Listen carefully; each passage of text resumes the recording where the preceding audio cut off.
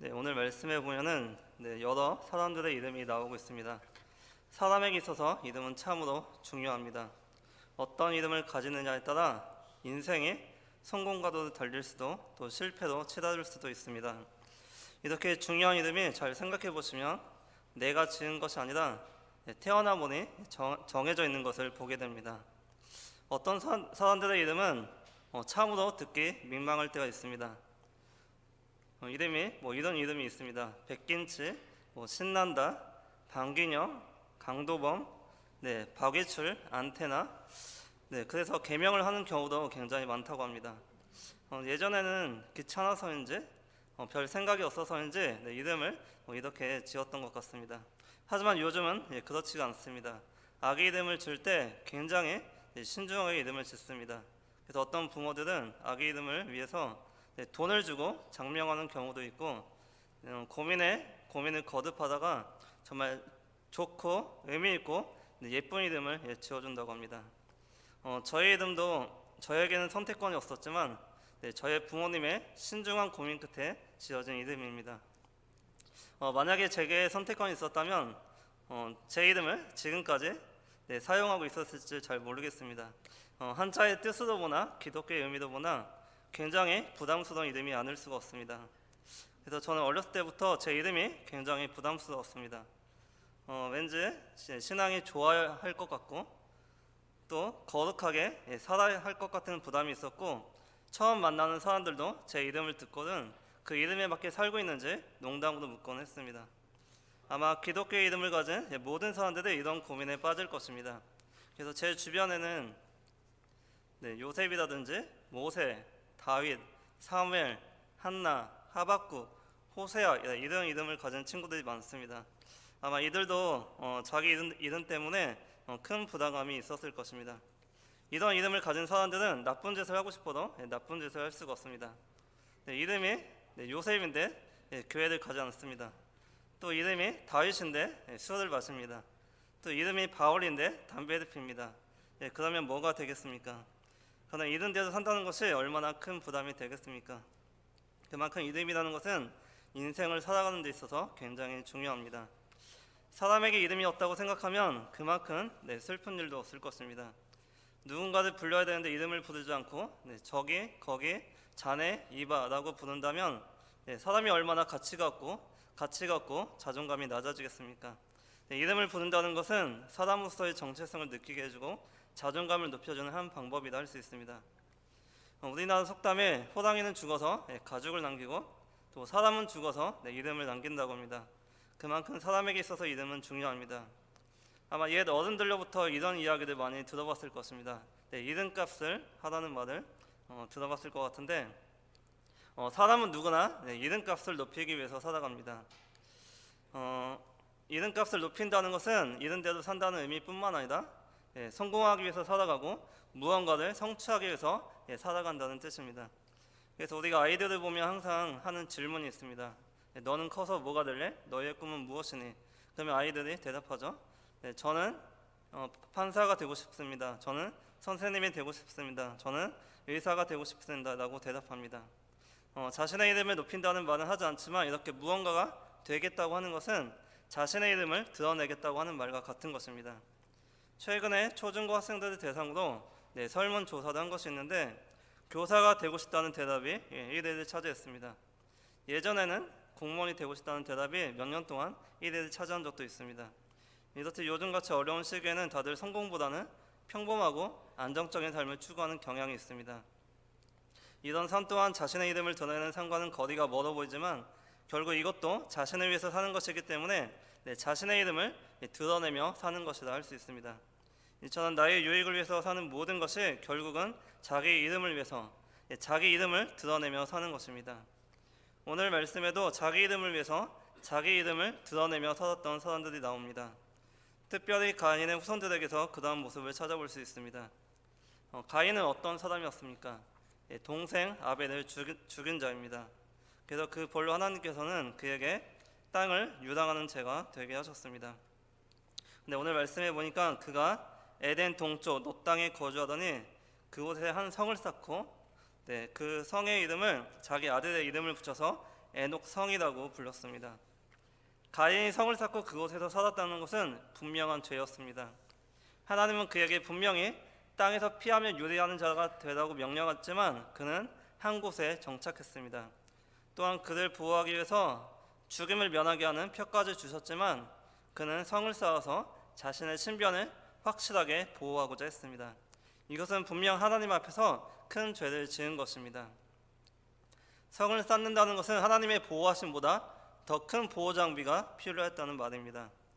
성을 쌓은 것이 무슨 문제가 있냐고 물을 수 있지만 성을 쌓는 행위 자체가 하나님을 불신하는 죄이기 때문에 그가 성을 쌓은 죄로 말미암아 세상에 죄가 왕성해지는 계기가 되고 말았습니다.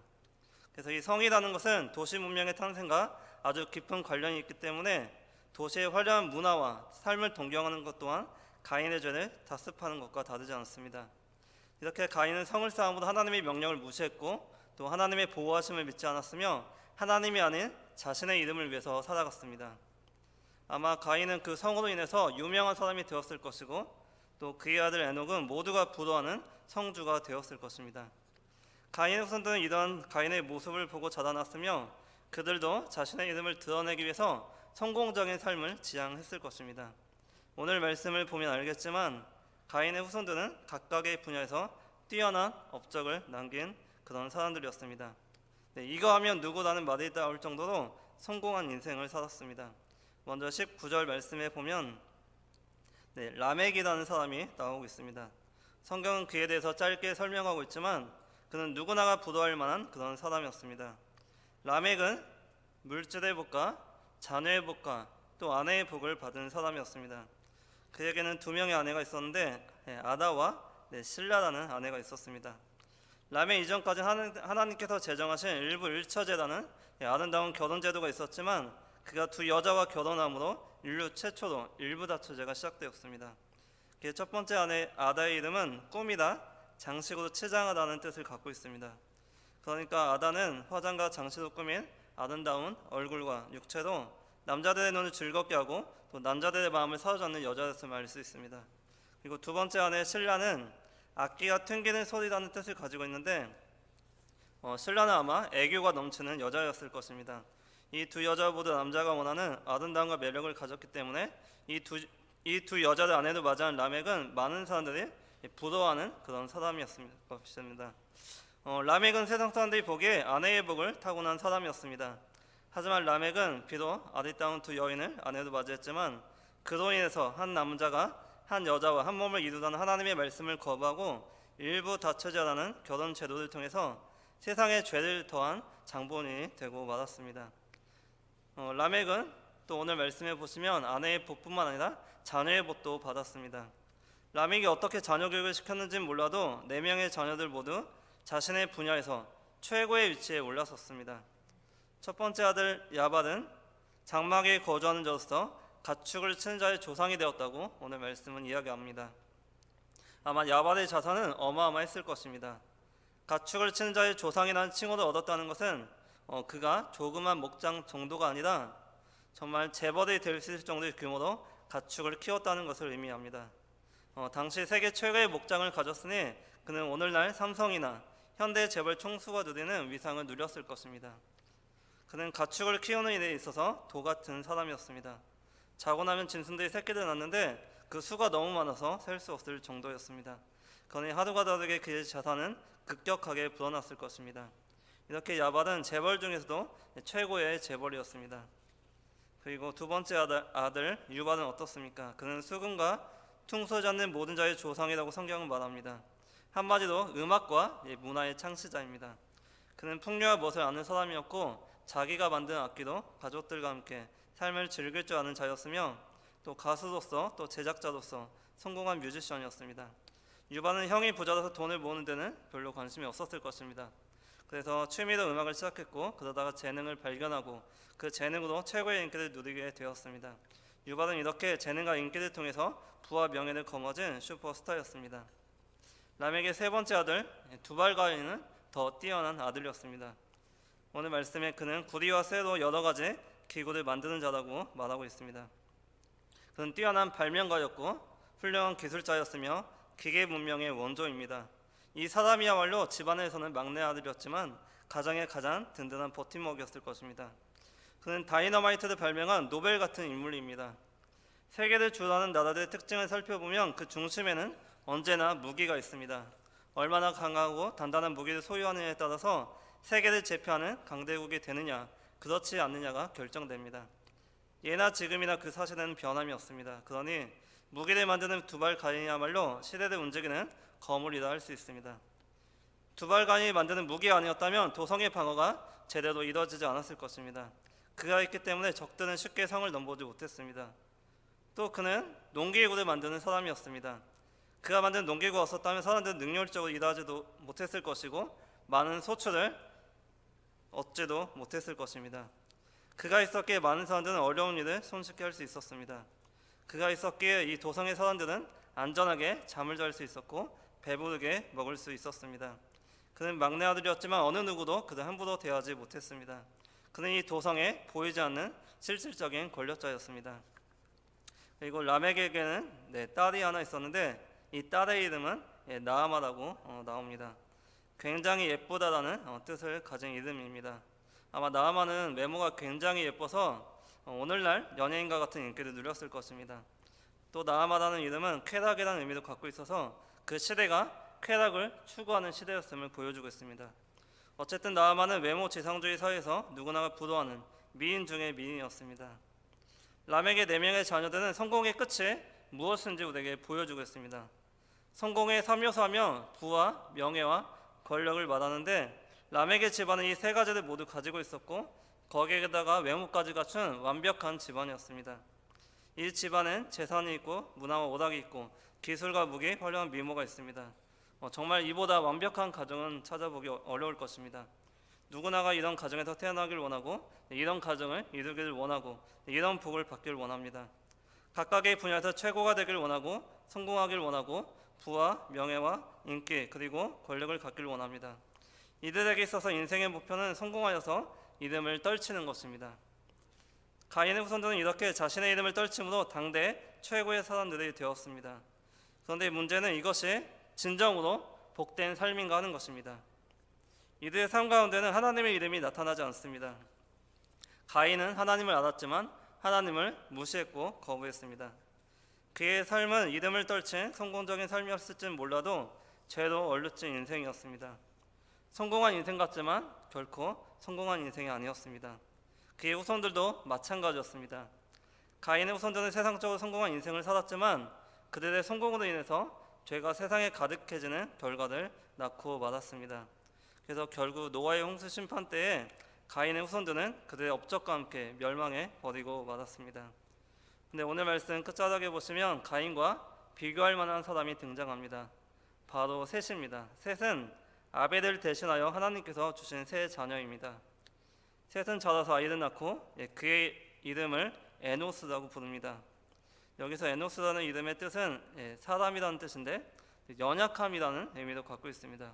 그래서 그런지 그의 후손들은 모두 세상에서 전혀 두각을 드러내지 못하며 있는 데 없는 데 살아갑니다. 하지만 성경은 에노스 시대에 비로소 사람들이 여호와 이름을 불렀다고 말씀하고 있습니다. 26절 말씀에 보면 셋도 아들을 낳고 그의 이름을 에노스라 하였으며 그때의 사람들이 비로소 여호와 이름을 불렀더라. 가인의 후손과 셋의 후손의 차이가 바로 여기에 있습니다. 가인의 후손들은 상당한 문명 사회를 형성하여서 많은 것을 이룬 반면에 셋의 후손들은 그러지 못했습니다. 그들은 연약했고 괄목할 만한 어떤 업적도 남기지 못했습니다. 다만 한 가지 그들이 잘한 것은 하나님의 이름을 부르며 예배한 일입니다. 중요한 것은 하나님께서는 이 사실을 소중히 여기셔서 메시아를 탄생시킬 씨앗을 셋의 후손들을 통해서 보존하셨다는 것입니다. 가인의 후손들은 모두 노아 홍수 때 멸망하여 땅 위에서 소멸당했지만 셋의 후손들은 노아의 직계 조상으로서 아브라함과 이삭과 야곱과 다윗과 예수 그리스도의 세상에 낳는 믿음의 조상들이 되었습니다. 위대한 문명을 이룩한 사람들보다 겸손히 하나님을 찾아 예배하는 연약한 자들을 통해서 하나님께서 역사하신 것입니다. 비록 셋의 후손들은 수도 좁고 초라한 인생이었지만 세상의 모든 족속이 죽는 순간에도 살아남았습니다. 이들의 운명을 결정한 것은 결코 그들의 이름이나 명성이 아니라 하나님의 이름이었습니다. 이렇듯 어떤 이름을 부르며 살아가는지가 중요합니다. 하나님의 이름을 부른다는 것은 내 삶의 소망이 하나님께 있음을 고백하는 것입니다. 또 하나님의 이름을 부른다는 것은 내 정체성을 하나님 안에서 찾으며 하나님의 영광을 위해 살아간다는 뜻입니다. 어떤 이름을 부르냐에 따라서 누군가는 죽음을 맞이하고 누군가는 생명을 선물로 받게 됩니다. 따라서 우리는 하나님을 예배하고 그분의 이름을 위해서 살겠다고 분명하게 다짐을 해야 합니다. 결코 세상과 교회에 양다리를 걸쳐서는 안 됩니다. 양다리를 걸친다는 것은 예수를 잘 믿음으로써 내 이름을 드러내고 내 영광을 위해 살겠다는 것과 다르지 않습니다. 모두가 부러워하는 성공적인 삶을 꿈꾸는 것은 가인의 후손들이 보여준 삶의 모습입니다. 만약에 내 이름을 위해 살고 싶고 또 성공을 위해 살고 싶다면 가인의 후손들처럼 자기 이름을 위해서 내 삶을 올인하면 됩니다. 그러면 성공할 수 있습니다. 하지만 하나님의 이름을 부르며 산다는 것은 나를 포기하며 사는 것입니다. 성공하기를 포기하고 이름 떨치기를 포기하고 나의 권리를 포기하는 것입니다. 이런 삶을 사는 것이 바로 하나님의 이름을 위해 살아가는 것이라 할 수 있습니다. 하나님의 이름을 부르며 살아간 수많은 믿음의 선조들이 있지만 특별히 성경 속에서 두 명의 인물을 찾아볼 수 있습니다. 먼저 다니엘입니다. 다니엘은 왕 외에 다른 누구에게도 기도하면 안 된다는 사실을 알면서도 하루에 3번씩 하나님께 기도했습니다. 그로 인해서 다니엘은 사자굴에 던져졌습니다. 다니엘은 어떻게 되었을까요? 다니엘은 사자의 밥이 되지 않았습니다. 다니엘은 머리털 하나 상하지 않았습니다. 대신 그를 모함하던 신하들이 사자밥이 되고 말았습니다. 다니엘이 사자굴에 들어가서 살아남을 확률은 0%였습니다. 그럼에도 그가 살아난 이유는 주의 이름을 불렀기 때문입니다. 이렇게 주의 이름을 부를 때 기적이 일어나는 것입니다. 주의 이름을 불렀던 또 다른 인물이 있습니다. 바로 다윗입니다. 다윗은 골리앗과의 싸움에서 어떤 무기나 갑옷을 입고 나간 것이 아니라 주의 이름을 부르며 나갔습니다. 다윗이 골리앗의 이마에 돌을 정확히 맞출 확률이 얼마나 되겠습니까? 그러나 주의 이름으로 나갔기 때문에 그 싸움은 기적의 싸움이 되어서 물매가 골리앗의 이마에 정확히 겨냥하여 맞추게 된 것입니다. 여러분은 다니엘과 다윗처럼 주의 이름을 부르며 살아가고 있습니까? 현실적인 문제 앞에 주님은 보이지 않고 오직 나만 보이지는 않습니까? 시험에 합격할 확률이 제로이고 좋은 직장을 가질 확률이 제로이고 승진할 확률이 제로이고 성공할 확률이 제로이고 병에서 치료될 확률이 제로인 상황에서 우리는 무엇을 바라보며 살아가고 있습니까? 이런 상황에서 우리는 주의 이름을 부르며 나아가야 합니다. 그럴 때 우리의 삶은 확률의 싸움이 아니라 기적의 싸움이 될 것입니다. 오직 하나님의 이름을 부르는 인생만이 기적의 삶을 경험할 수 있습니다. 오늘 말씀은 가인과 셋의 차이 그리고 그 후손들의 차이를 분명하게 보여주고 있습니다. 가인과 그의 후손들은 사람의 이름을 높이고 사람의 이름을 드러내는 삶을 살았지만 셋과 그의 후손들은 하나님의 이름을 부르고 전하는 삶을 살았습니다. 이것이 세상 사람들과 믿음의 사람들의 차이입니다. 오늘 말씀은 하나님 없이도 잘 살 것 같고 실제 잘 살고 있는 사람들, 오로지 자신의 힘과 능력과 지혜를 믿고 사는 사람들에게 귀한 교훈을 줍니다. 또 알게 모르게 세상에서 잘 나가는 크리스천을 꿈꾸며 그것이 바른 믿음이고 큰 믿음인 것처럼 생각하는 사람들에게도 동일한 교훈을 줍니다. 우리는 국적과 종교와 나이를 불문하고 외적인 것을 통해서 사람을 평가하는 경향이 있습니다. 직장이나 또 재산, 학교, 성적, 또 아파트의 평수, 차의 크기를 보고서 사람을 평가합니다. 그러나 이 모든 것들은 하나님이 한번 휙 불면 다 날아가는 것들입니다. 정말 중요한 것은 이 모든 것을 존재케 하는 여호와 하나님을 인정하며 사는 것입니다. 그것이 하나님의 이름을 부르며 사는 인생입니다. 우리는 보통 인생을 살아가면서 내가 어떤 사람으로 기억되고 싶은지 또 인생에서 무엇을 남기고 싶은지 스스로 질문을 하게 됩니다. 여러분들은 어떤 사람으로 기억되고 싶습니까? 또 인생에서 무엇을 남기고 싶습니까? 다양한 대답이 가능하겠지만 우리의 대답은 세상에서 인정받지 못해도 하나님께서 인정해 주시는 사람이 되어야 한다는 것입니다. 우리가 죽어서 하나님 앞에 섰을 때 하나님께서 인정해 주시는 인생이 진정으로 성공한 인생입니다. 그 인정이라는 것은 세상에서 성공하거나 부와 명예를 얻게 되거나 안정을 추구하고 만족하는 삶을 사는 것이 아니라 확률의 제도인 상황에서도 하나님의 뜻에 합당한 삶을 살아가는 것을 말합니다. 비록 우리가 좋은 직장을 갖고 있지 못하고 또 월급을 적게 받고 사는 집이 넓지 않더라도 또 많은 돈을 갖고 있지 않고 건강이 나아질 기미가 전혀 보이지 않고 삶이 너무 평범하여서 있는 듯 없는 듯 하여도 날마다 하나님의 이름을 부르며 하나님을 찬양하고 하나님을 예배하며 사는 것, 이것이 어떤 사람으로 기억되고 또 인생에서 무엇을 남기느냐보다 더 중요합니다. 하나님은 이런 자들을 통해서 하나님의 역사를 이루어 나가십니다. 1990년대 베스트셀러에 오르며 지금까지도 사랑받는 한 책이 있습니다. 아마 한 번쯤은 들어보셨으리라 생각합니다. 무릎으로 사는 그리스도인이라는 책입니다. 이 책의 저자는 무명의 그리스도인으로서 누가 지은 것인지 아직까지 아무도 모릅니다. 하지만 전 세계 수많은 사람들이 이 책을 읽으며 많은 감동을 받았고 저 또한 어렸을 때 이 책을 읽으며 얼마나 마음에 감동이 되던지 몇 번을 읽어도 지루하지가 않았습니다. 무엇보다 이 책이 인상적이었던 것은 저자가 실명을 밝히지 않고 모든 영광을 하나님께 돌렸다는 것입니다. 이 무명이라는 표현은 정말 아무도 인정해주지 않는 그런 이름입니다. 무명으로 산다는 것은 정말로 쉽지 않습니다. 무명이라는 것은 누가 알아주든 알아주지 않든 자기 이름을 내세우지 않는 것입니다. 무명으로 글을 쓰고 무명으로 봉사하고 무명으로 헌금을 하고 무명으로 살아간다는 것은 정말 쉬운 일이 아닙니다. 요즘 시대를 자기 PR의 시대라고 합니다. 이런 시대는 자기 자신을 드러내지 않고 무명으로 산다는 것은 자살 행위와 다르지 않습니다. 이 사회는 이름을 드러내야 살 수 있습니다. 좋은 일을 하더라도 이름을 드러내야 쉽게 할 수 있고 선한 영향도 끼칠 수 있습니다. 그럼에도 무명으로 산다는 것은 온전히 그 영광을 하나님께 돌리는 것을 말합니다. 무명으로 산다는 것은 하나님만이 역사의 주인이시고 내 삶의 주인이심을 고백하는 행위입니다. 그럼 우리는 무명으로 살아가야 합니다. 나의 이름이 아니라 주님의 이름으로 살아가시기를 바랍니다.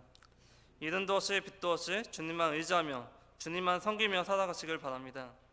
내 이름이 드러나면 드러날수록 하나님은 작아질 수밖에 없습니다. 내 이름을 감추고 하나님의 이름을 드러낼 때만이 온 세상에 하나님의 영광이 가득 차게 될 것입니다. 우리 현실에 아무리 어렵고 문제들로 가득하고 또 미래가 없더라도 하나님의 이름을 부르며 살아갈 때 그 인생은 무명의 인생이지만 하나님께서 인정하신 인생이 될 것이고 또 하나님의 구원이 임하는 인생들이 될 것입니다. 말씀을 정리하겠습니다. 가인과 그의 후손들은 자기 이름을 위해 살아갔던 자들입니다. 그들의 인생은 화려하고 성공적이었지만 그들의 결국은 멸망이었습니다. 또 셋과 셋의 후손들은 전혀 두각을 드러내지 못하는 인생이었습니다. 하지만 하나님의 이름을 부르며 살아갔기 때문에 그들은 구원을 받았고 메시아의 조상이 될 수 있었습니다. 우리 인생도 누구의 이름을 부르며 살아가느냐에 따라서 인생이 달라집니다. 가인의 후손들처럼 자기 이름을 위해 살아가시겠습니까? 아니면 셋의 후손들처럼 하나님의 이름을 부르며 살아가시겠습니까? 이름도 없이 빛도 없이 누가 알아주지 않는 인생을 살아가기란 쉽지 않습니다. 그럼에도 우리는 오로지 주님만을 바라보며 주를 위해서 살아가야 될 것입니다. 세상이 우리를 향해 도전해오고 확률의 싸움에서 그 확률이 제로일지라도 우리는 믿음의 선조들처럼 하나님의 이름을 붙들며 살아가시기를 바랍니다. 그것이 날마다 기적을 경험하는 삶이며 우리를 구원으로 인도하는 삶입니다. 우리의 인생은 매우 짧습니다. 그 짧은 인생 동안 하나님의 이름을 부르며 살아가시고 또 하나님께 인정받으시는 태인교회 모든 성도님들 되시기를 간절히 축원합니다.